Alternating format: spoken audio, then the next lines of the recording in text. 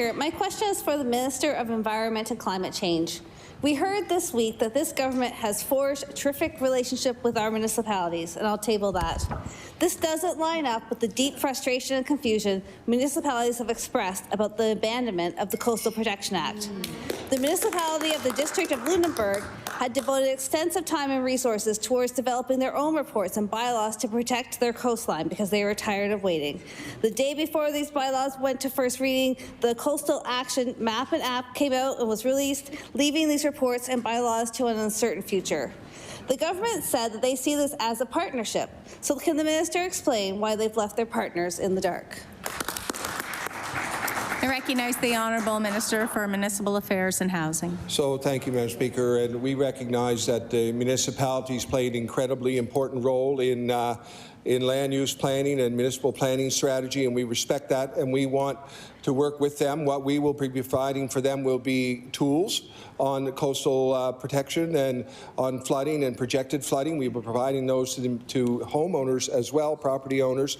The reality is the municipalities know their own areas best, and for us to provide one rule for the entire province doesn't recognize that the reality is in some places we're going to have to advance against the ocean, in some places we're going to have to hold fast, and in some places we're going to have to retreat. That's the reality, and we can't make a one-size-fits-all rule for the entire province.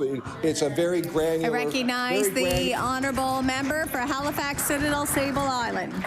In their hours and hours of work, municipal staff relied on a wide array of data sources and expert opinion to determine the safe flood elevation for Lunenburg.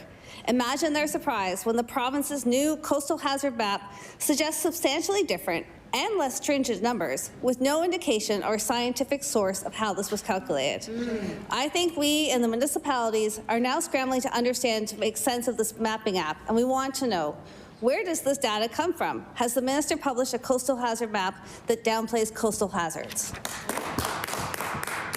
I recognize the Honourable Minister for Environment and Climate Change. Yes, thank you, Madam Speaker, and I want to thank the Honourable Member for the question. The data that we utilize comes from the United Nations International Panel on Climate Change, and I'm certainly aware of that situation, and certainly my staff, my Coastal Protection Lead, has been engaging with the municipality of Lunenburg, the District of Lunenburg, and the action plan is coming to life. We are now seeing our government working with municipalities. Minister Lohr and I next week will be engaging with the Nova Scotia Federation of Municipalities, bringing the Coastal Action Plan alive. Thank you, Madam Speaker.